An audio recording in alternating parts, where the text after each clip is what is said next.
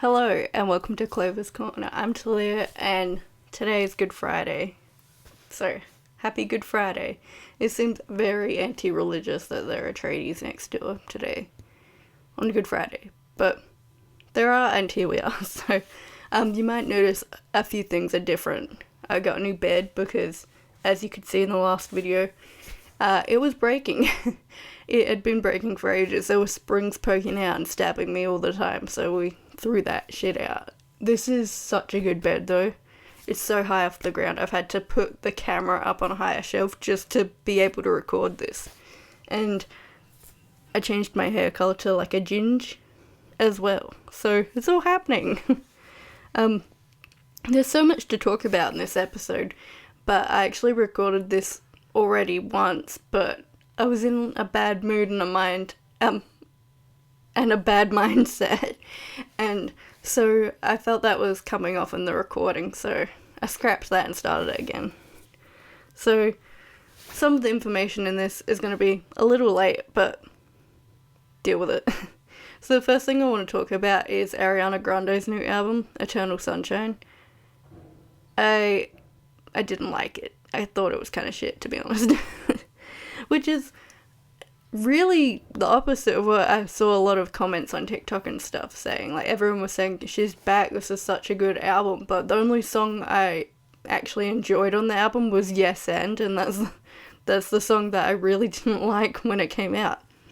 There's a lot of controversy around the album. So, like, she was married to Dalton Gomez, who was a real estate agent, and she got divorced and started sleeping with her co-star, who then got divorced as well. But her co-star, now boyfriend, Ethan Slater, is that his name? I think so, has a child, so he kind of broke up his family and she was kind of the other woman. It's this whole mess. So this album has a lot of songs on it that are around that, and a lot of people are upset with the whole home wrecking situation. But even with that aside, I just didn't enjoy the album.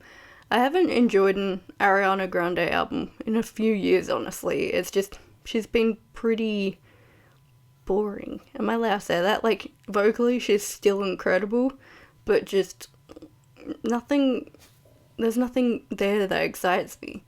Even her album covers are all the same. Like, I get it, she's a singer and she needs to put her face in it, but it's always like, I'm gonna take a photo of me, but then put it sideways or backwards, and then that's the album cover.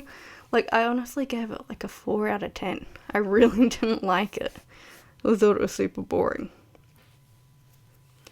Which, speaking of pop stars, I don't know if is she considered a pop star? I don't know, but there's a video I saw on Instagram that I want to talk about. I think my concept of beauty has changed because in the beginning, I was always trying to please other people with my beauty choices. I've spent so much of my life in front of the camera, so I'm always looking for products that help me create a consistent, natural look. That's why my dermatologist recommended Xeomin, the Smart Toxin. It's double filtered, so it has only what you need to treat frown lines and nothing else. And the results look like me. Xeomin incabotulinum toxin A is an FDA-approved treatment used to temporarily improve the look of moderate to severe frown lines between the eyebrows. Effects of Xeomin may spread hours to weeks after injection, causing serious symptoms. Alert your doctor, as difficulty swallowing, speaking, breathing, eye problems, or muscle weakness can be signs of life-threatening conditions. Side effects may include allergic reactions, headache, injection site pain, eyelid drooping, and swelling. Tell your doctor about your medical history, muscle and nerve conditions, and all medicines, especially botulinum toxins, muscle relaxants, and blood thinners, as these may increase the risk of serious side effects. Doses of Xeomin are not the same as other botulinum toxins. Okay, so basically Demi Lovato did an ad for a botox equivalent, and I have many thoughts. On one hand, I'm like, good for you, you're being honest about the procedures you're going through, but this seems so backwards for Demi Lovato. If you don't know anything about her history, she has had a lot of, like, dysmorphia, eating disorder problems, and so to then go on Instagram and do an ad for like a botox equivalent just seems kind of backwards. Like, I'm glad she's being honest, but it just feels like you shouldn't be selling that to your fans, especially when majority of her fans are women And she's always been like, this is a community, guys, like, love yourself, love who you are. But there's kind of been that in the media a lot lately anyway, because on a different, more serious note, we've had, like, Kate Middleton, who people have just basically hounded for her medical information to the point of, like, security breaches and stuff. And it's like, when it comes to your medical history, you should be able to be as private as you want to be. You don't have to share anything.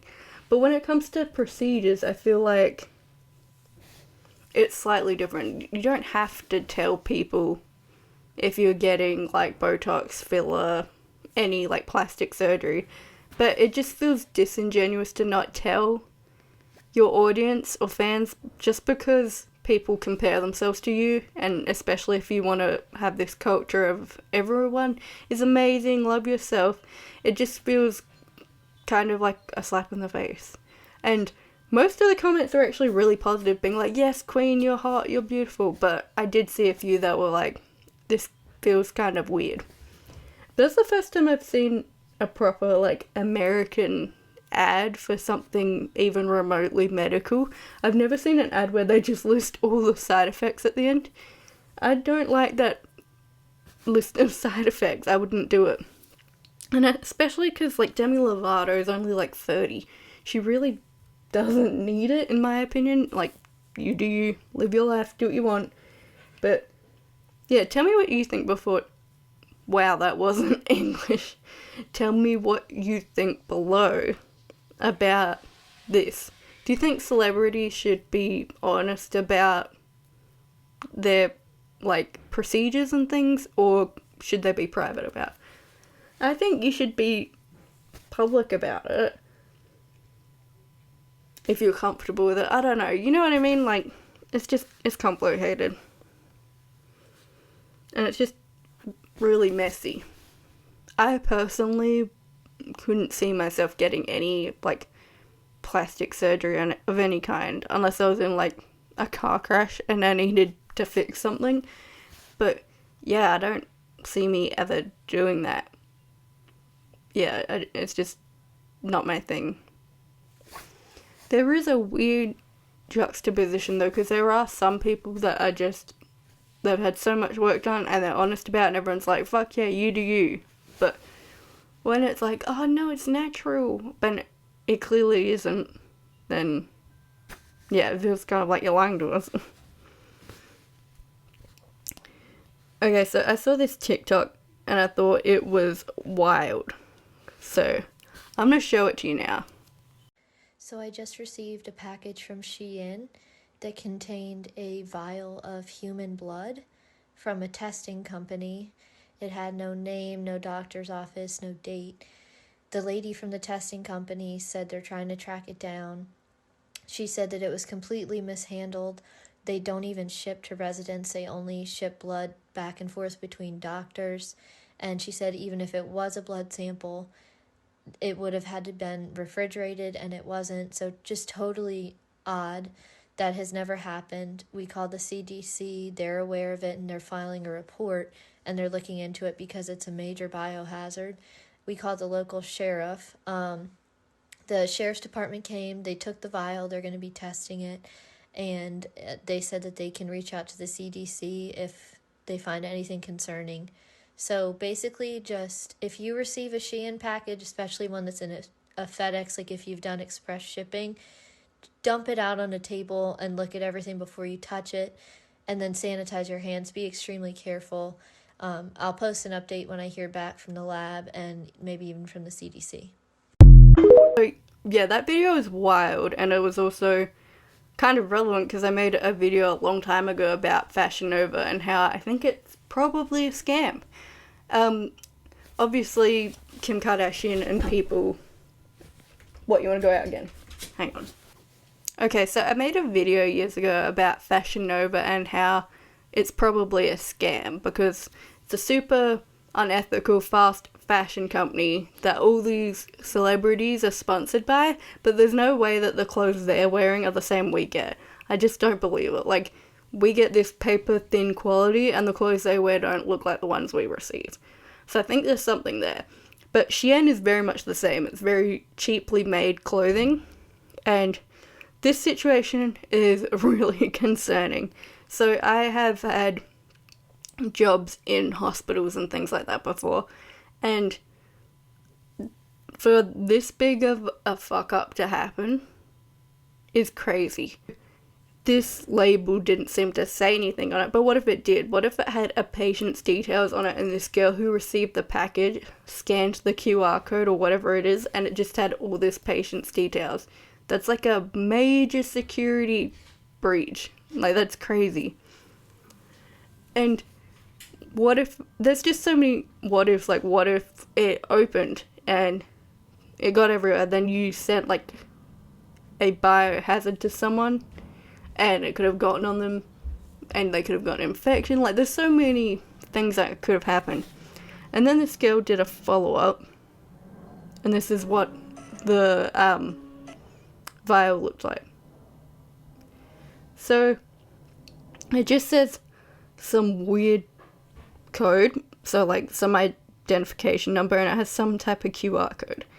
This is just so sketchy. Like, we've already known that they were sketchy, but this is bad. I believe there was a TikToker like a year or so ago, and she either went to Shein or Fashion Nova, like the factory, and they made it look like, oh, this is a beautiful paradise, and the workers love it, and everything's super sanitary and clean, and everyone gets breaks. And I'm like, yeah, well, that's clearly the head office. That's not like where the clothes are actually made. That's just, I believe that's just for show, because there's no way. But it's just like, without doxing myself, I work at my job, there's like people's details and things like that, and it's like, if you send something to the wrong place, yeah, like that's a big no-no. Like, I don't know how this happens. It's crazy. You get in big trouble. I wonder what the follow-up on this is though. Like, because I don't know why, but I'm imagining it, you've probably heard this story before, but there was the story of this woman's DNA showing up at all these crime scenes, and it's because the cotton swab company or the glove company that made the gloves, like, she worked there and her DNA was on it. And so when the crime scene investigators would go to these crime scenes and use the gloves, her DNA was on all the gloves or all the Q-tips or whatever it was. And so I just imagine this happening where it's just like, oh, I'm just going to send someone's blood somewhere and hope for the best. Like, what? I'm going to quickly Google that story. Could the Phantom of Heilbronn, often alternatively referred to as the woman without a face, was a hypothesized unknown female serial killer whose existence was inferred from DNA evidence found at numerous crime scenes in Austria, France, and Germany from 1993 to 2009. And yeah, it was the cotton swab. So she worked at the cotton swab factory. That's crazy. I wonder how many times that has happened with things like that. Not specifically, like, I know there's been stories of people like false IDing people in a lineup, or they thought they saw someone. But imagine like your DNA's at the wrong place at the wrong time, and they're just like, you're naughty, you did something. So yeah, that's today's episode. I hope you enjoyed it. If there's anything you ever want me to talk about, feel free to send me a message on Instagram or Twitter, or anywhere else you can find me, really, and I'll be sure to put it in the podcast. Thank you so much for watching and listening. I'll see you next time. Bye!